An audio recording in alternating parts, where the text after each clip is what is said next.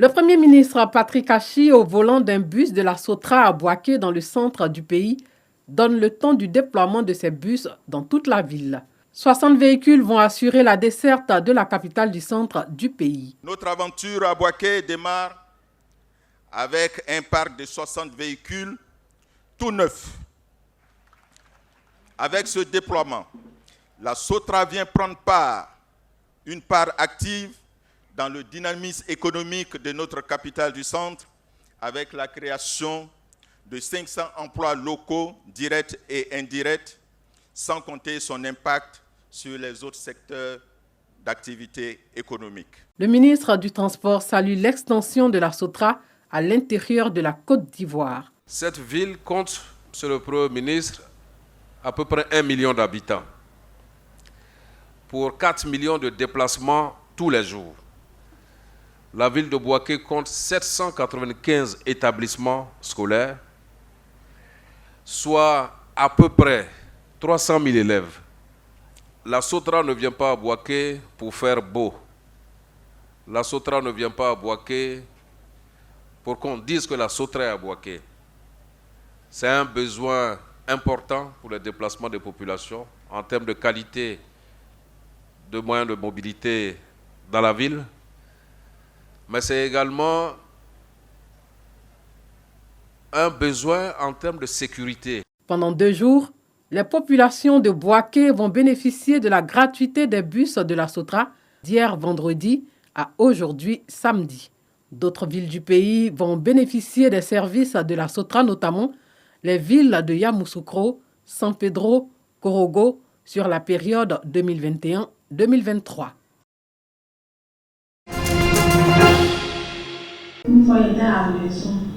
C'est l'histoire de Béa. À 19 ans, elle a vu sa vie détruite lorsqu'un cancer a été découvert au niveau de son sein gauche. Déboussolée, elle lance sur les réseaux sociaux un cri à l'endroit des âmes bienveillantes.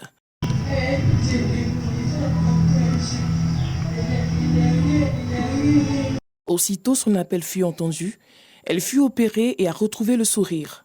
Le cancer du sein est le premier cancer de la femme. Ce cancer commence dans le tissu mammaire, dans le lobe du sein. Lorsque ces mécanismes de contrôle ne fonctionnent pas, les cellules se divisent continuellement et entraînent la formation d'une tumeur. Ce qu'il faut faire pour éviter le cancer du sein, c'est d'abord réduire les facteurs de risque modifiables, l'alcool, l'obésité, la sédentarité. Alors, le nullipa, c'est-à-dire ne pas avoir d'enfant, ça constitue un facteur. L'arrêt précoce de l'allaitement maternel, c'est un facteur. Avoir plusieurs enfants, également, c'est un facteur de survenue de ce cancer-là. Donc c'est un peu cela que nous pouvons. L'absence de faire de l'autopalpation peut, par moment, nous contraindre à développer le cancer, puisqu'on ne sera pas à partir de 45 ans. En Côte d'Ivoire, un cas sur 100 du cancer du sein touche les hommes et 99% des cas affectent les femmes. Pour faire face à ce tueur silencieux, l'organisation Ecomédia donne de la voix à travers la journée de mobilisation des médias contre le cancer du sein.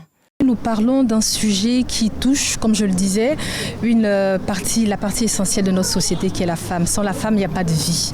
Et on sait qu'en Côte d'Ivoire, il y a plus de 1000 femmes qui meurent chaque année de cette pathologie-là, de cette maladie. Et vous êtes d'accord avec moi qu'il faut faire quelque chose. Et ce quelque chose-là, Ecomédia a décidé dans sa vision, a pensé dans sa vision que ce serait la mobilisation des médias. Parce que les médias jouent un rôle triptyque. Informés, divertis. En cela, nous savons qu'en Côte d'Ivoire, il y a plus de 900 journalistes qui peuvent, au-delà de la politique, parler d'un sujet qui constitue un problème de santé publique, qui est le cancer du sein. C'est le premier cancer chez la femme et le deuxième cancer de tout genre pour l'humanité. Donc ça vous dit combien de fois ce cancer est très nocif. Très nocif, il faut vraiment nous atteler à l'éradiquer. Mais en faisant quoi?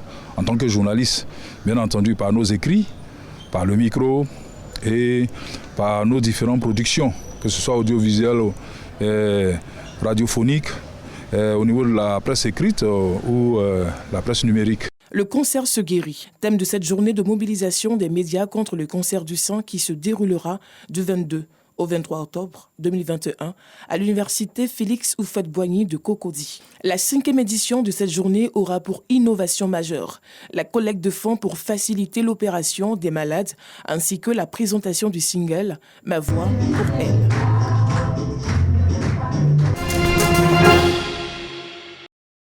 L'union, la solidarité et l'entente des facteurs essentiels pour un développement. Les élèves et étudiants de Kasséré réunis au sein de l'AEC dans le département de Boundiali l'ont bien compris. Cette semaine socio-culturelle et sportive est donc un creuset de rassemblement des filles et fils de la localité. Il s'agit pour l'AEC de préserver les efforts de paix engagés par les aînés pour le développement de Kasséré. Que l'AEC restera toujours un outil de rassemblement et de consolidation de la paix et de la cohésion sociale en filles et fils de Kasséré. Les élus et cadres de la localité, sous le regard attentif des garants de la tradition, apportent leur soutien à cette initiative. L'une de mes exigences avait été que vos résultats scolaires de cette année soient meilleurs que ceux de l'année passée. Dans cette dynamique de développement, des infrastructures scolaires ont été réhabilitées et équipées en matériel. L'action s'inscrit dans le cadre de cette première édition de la semaine socio-culturelle et sportive à Kasséré.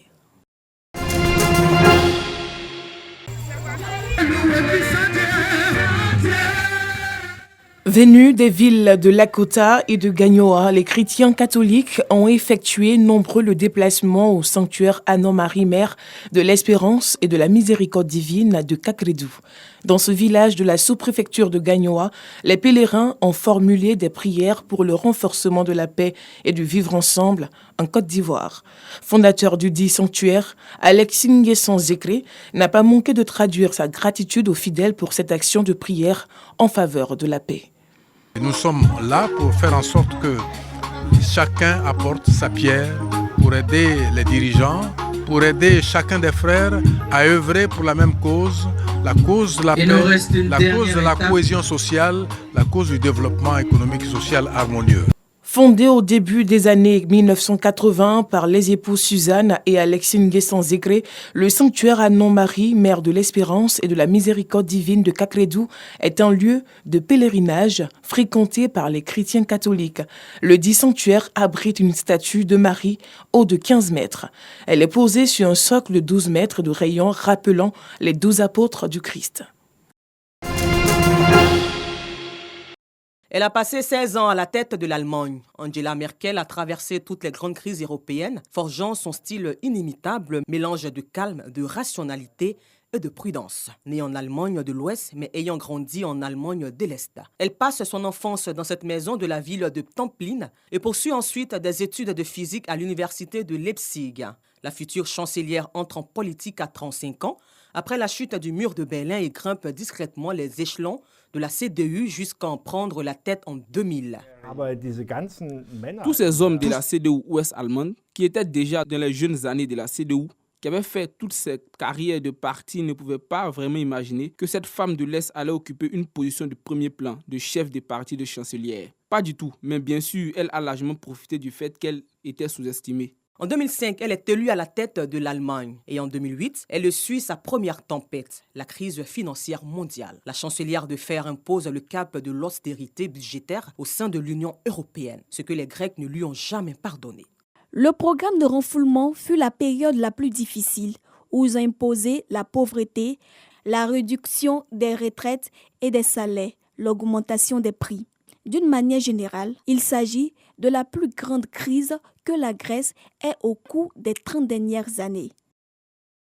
En 2011, après la catastrophe de Fukushima, elle décide en quelques jours de sortir progressivement du nucléaire.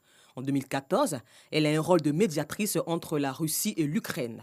Et en 2015, Angela Merkel prend l'une des décisions les plus importantes de sa décennie de pouvoir. Elle ouvre enfin les frontières de l'Allemagne à des milliers de réfugiés d'Irak et de Syrie, malgré l'inquiétude de l'opinion internationale. Cette année-là, Anas, Syrien, alors demandeur d'asile à Berlin, réussit à prendre un selfie avec elle, un moment qu'il n'a jamais oublié. Madame Merkel est à mes yeux l'héroïne qui m'a sauvé la vie. Elle m'a donné la chance d'entrer dans ce pays, de m'intégrer, de m'y sentir bien. Elle m'a offert la sécurité. Pour moi, c'est la femme la plus puissante du monde. Sa dernière réélection en 2017 est moins évidente que les précédentes.